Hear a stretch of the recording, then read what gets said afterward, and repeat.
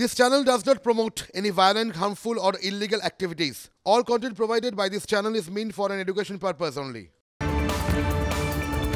দেখছেন TV9 বাংলা, রয়েছে আমি শুভজিৎ মিত্র। 14 জানুয়ারি 2021 আমাদের পথ চলা শুরু হয়েছিল আর প্রথম দিন থেকে আমরা জোর গলায় বলে এসেছি আমরা মানুষের পাশে ক্যাম্পেইন করেছি। আমরা একটা কথাই বলি, আমরা মানুষের স্বার্থে খবর করি, তাই কোন নেতার কার কি হলো কিচ্ছু এসে যায় না। আজকেও 14 জানুয়ারি 2024 আজকেও দুপুর 11টার খবর শুরু করব মানুষের কথা বলে, দেখাবো বিগলে বলবো পিসিআরকে দেখানোর জন্য এই মুহূর্তে সবথেকে বড় খবর। নগদ চেয়ে রোগীর কলার ধরে হুমকি নার্সিংহোম কর্মীর।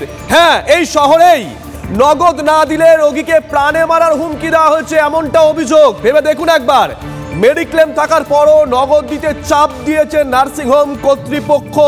অভিযোগ, মারাত্মক সব অভিযোগ হাওড়ার এক নার্সিংহোমের বিরুদ্ধে। আবারও বলছি, নগদ চেয়ে রোগীর কলার ধরে হুমকি হাসপাতাল কর্মীর। নগদ না দিলে রোগীকে প্রাণে মারার হুমকি দেওয়া হয়েছে। মেডিক্লেম থাকার পরও নগদ দিতে চাপ দেওয়া হয়েছে হাসপাতাল কর্তৃপক্ষের তরফ থেকে। এমনই একাধিক অভিযোগ উঠেছে হাওড়ার এক নার্সিংহোমের বিরুদ্ধে।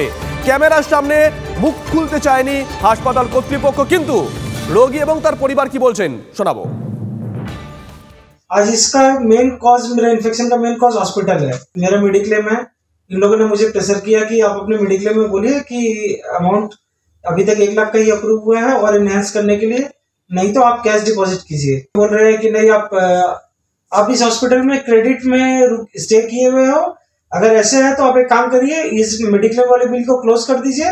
आपको हॉस्पिटल में अगर स्टे करना है तो आप कैश पैसा दीजिए। मेरा कॉलर पकड़ के बोल रहा है 5.5 लाख का बिल हो गया, पेमेंट करना पड़ेगा। अगर मेडिक्लेम से नहीं है तो तुमको पेमेंट करना होगा, नहीं तो ये खिड़की है, यहाँ से तुमको उठा करके नीचे फेंक देंगे। जान से मारने की धमकी दिया। সুব্রত আমাদের সঙ্গে রয়েছেন, আমাদের সহকর্মী। সুব্রত, বেশ কয়েকটা অভিযোগ উঠেছে, আমি বললাম, যিনি রোগী আছেন তিনিও বললেন, আর একটু বিস্তারিত আগে জেনে নিই তোমার থেকে। একেবারে দেখো, গত 18ই ডিসেম্বর এই রুগী অর্থাৎ হিতাংশ আগরওয়াল তিনি কিন্তু এই গোলাবাড়ি থানা অঞ্চলের বেসরকারি নার্সিংহোমে তিনি ভর্তি হন এবং তার একাধিক সমস্যা ছিল।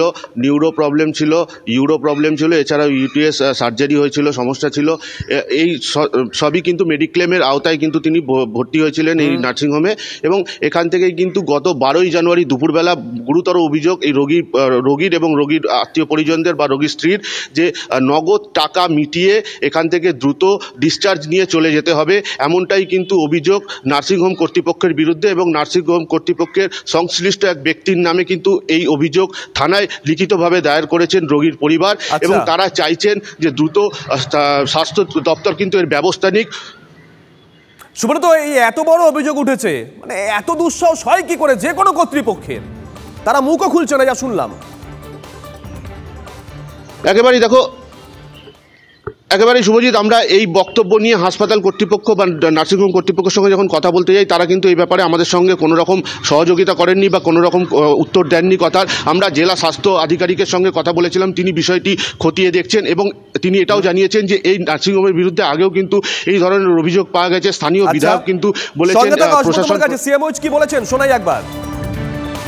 আমরা আগেও অনেক তথ্য পেয়েছি ওই হাসপাতালের এগেনস্টে। আমরা সেই সময় যথাযথ সমস্ত যা যা করার আমরা করেছিলাম, কিন্তু এবারে আবার যখন শুনলাম এটা যদি কোনো রকমের আমাদের অফিসিয়াল আকারে আমাদের কাছে আসলে আমরা সেই এগেনস্টে স্টেপ নেব।